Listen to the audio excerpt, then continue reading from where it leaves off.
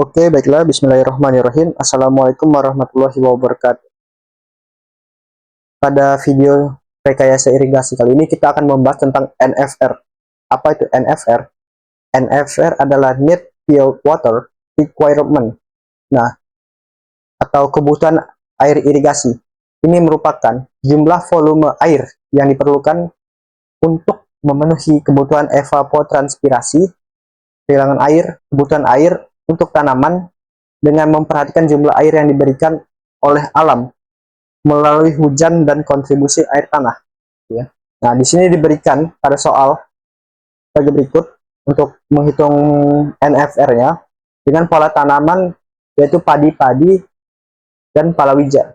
Nah, jika diketahui data berikut, ini tanamannya itu padi unggul atau Nedeco dan palawija sayuran. Awal masa tanamnya itu bulan Oktober dengan lama penyiapan lahan selama 30 hari.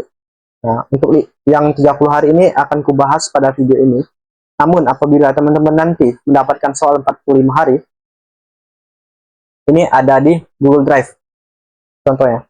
Nah, perbedaannya itu apa? Perbedaan itu nanti pada nilai koefisien ini aja. Kalau 45 hari, koefisien lama penyiapannya itu ada 3, atau LP-nya itu ada 3. Kalau 30 hari ada 2. Kemudian perbedaan selanjutnya itu pada average di sini nanti. Kalau 45 hari pakai 3 baris ini. Nah, kalau 30 hari cukup 2. Karena apa? Karena ini mewakili 15 hari. Gitu ya. 12, 12 itu mewakili 15 hari, 15 hari. Oke, kita lanjut. Nah, di soal diketahui juga kondisi tanah, bero, ini pada awal kondisi aja.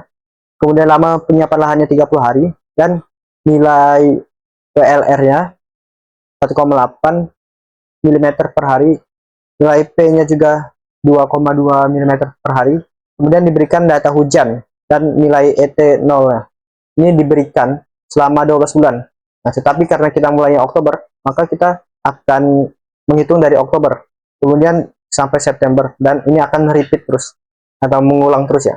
Nah, ini dimasukin ke dalam Excel, nilai ET 0-nya, nilai P, nilai RE, dan nilai WLR. Untuk nilai WLR ini, kenapa masukin di sini? Itu syarat nilai WLR itu harus memiliki 3 koefisien yang sempurna. Nah, ini kan ada nilai LP, nilai LP, nilai LP. Maka di sini nggak perlu kita kasih nilai WLR.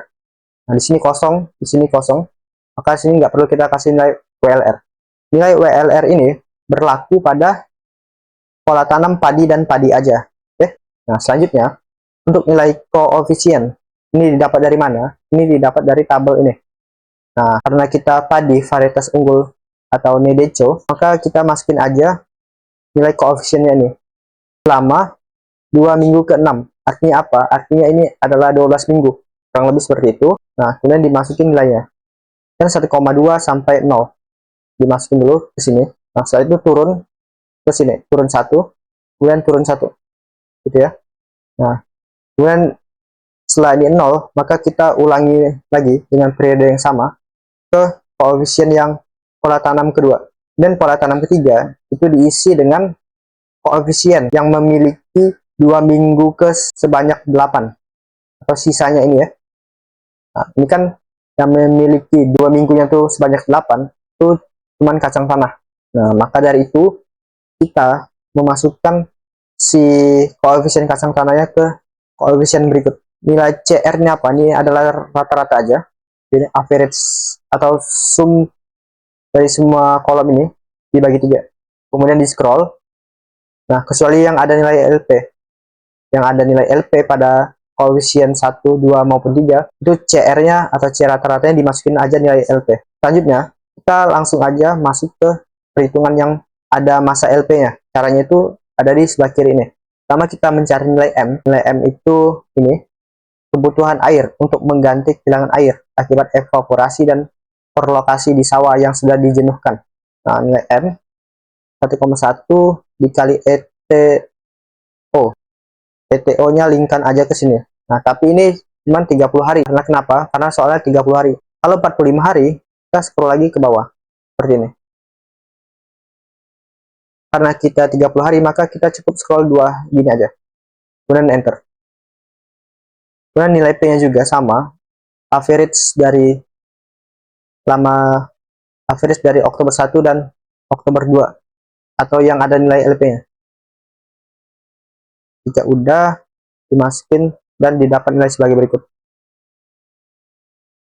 Nah, selanjutnya nilai K.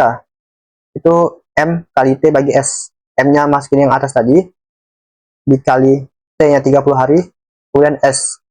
S itu pada awal kondisi tanah atau bero, itu nilainya 300.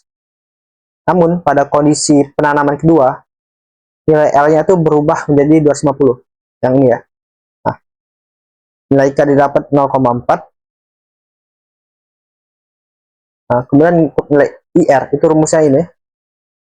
M dikali eksponensial pangkat K dibagi eksponensial pangkat K dikurang 1. Nah, tadi kan nilai M sama K-nya udah diketahui. Nah, ini sama ini. Nah, maka kita bisa lanjut mencari nilai IR. Nah, nilai IR itu sebagai berikut. M dikali eksponensial. Ini EXP ya. EXP pangkat K. Pangkat K yang ini tadi. Kemudian dibagi buka kurung EXP pangkat K dikurang 1. Dapat hasil sekian. Satunya milimeter per hari. Nah, untuk NFR pada masa penyiapan lahan, itu rumusnya cukup IR dikurang RE. Nah, IR yang tadi didapat 12,94 dikurang RE.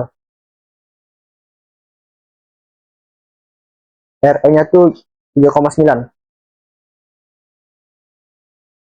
Atau average dari Oktober 1 dan Oktober 2 gitu ya. Nah, selanjutnya untuk perhitungan yang Februari ini, Februari 1, ini sama seperti atasnya. Karena ini kondisi lagi persiapan lahan juga setelah masa panen kan. Namun perbedaannya itu pada nilai S. Nilai S ini karena tanahnya udah nggak bero lagi, maka diubah jadi 250. Nah, kemudian enter. Untuk bawahnya ini sama, namun linknya juga sama. Ini Februari 1, maka ngelinknya ke sini. Ke Februari 1 dan 2. Di rata-ratain gitu ya. Nilai T0, nilai P juga sama. Di average itu. Dan juga nilai RE sama. Di average juga. Nah, kalau 45 hari, tinggal di scroll ke bawah lagi. Oke, selanjutnya kita menjelaskan nilai ini. Itu apa? Itu adalah area yang ini, yang putih ini ya. Semua yang putih ini. Perhitungannya sama aja, namun dibahas salah satu aja. Untuk nilai ETC ini, itu ET0 kali CR. ET0-nya dipilih di bulan yang ingin kita jabarkan penjelasannya, penjelasan perhitungannya. Nah, ini kan aku November 1. Maka ET0-nya aku masukin November 1. Nah, begitu pun nilai CR. Nilai CR-nya juga November 1. Didapat hasil sebagai berikut. Nah, untuk NFR-nya itu ETC pada November 1 ditambah P pada November 1 ditambah WLR pada November 1 dikurang RE pada November 1. Gitu. Dapat hasil sekian. Nah, kan kalau kita ngitung kayak gini lama ya, satu per satu. Nah, makanya kita bikin tabel gini biar mempermudah. Nah, untuk yang merah ini dilingkan aja ke yang dua awal tadi, yang masa LP1 sama masa LP2. Yang ini masa LP1 dilingkan aja, dan ini masa LP2 dilingkan aja.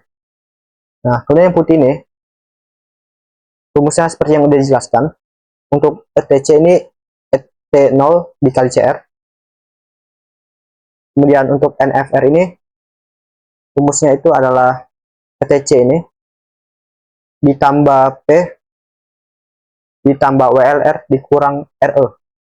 Kemudian enter. Nah, ini di scroll seperti ini. Kemudian ini stop, dan di sini rumusnya sama. Tinggal di copy aja dari ini.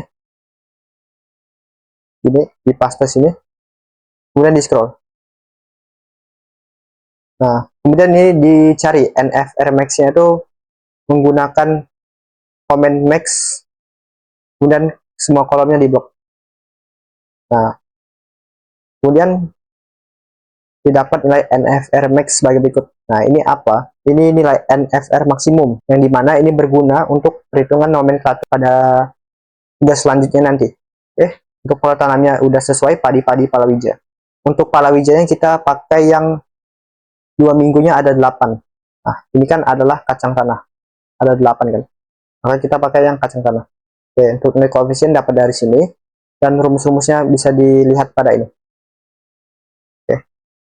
Saya rasa cukup sekian pembahasan tentang tugas NFR. Apabila ada kesalahan, saya mohon maaf. Dan kepada Allah saya mohon ampun. Wabillahi taufiq wal hidayah. Wassalamualaikum warahmatullahi wabarakatuh.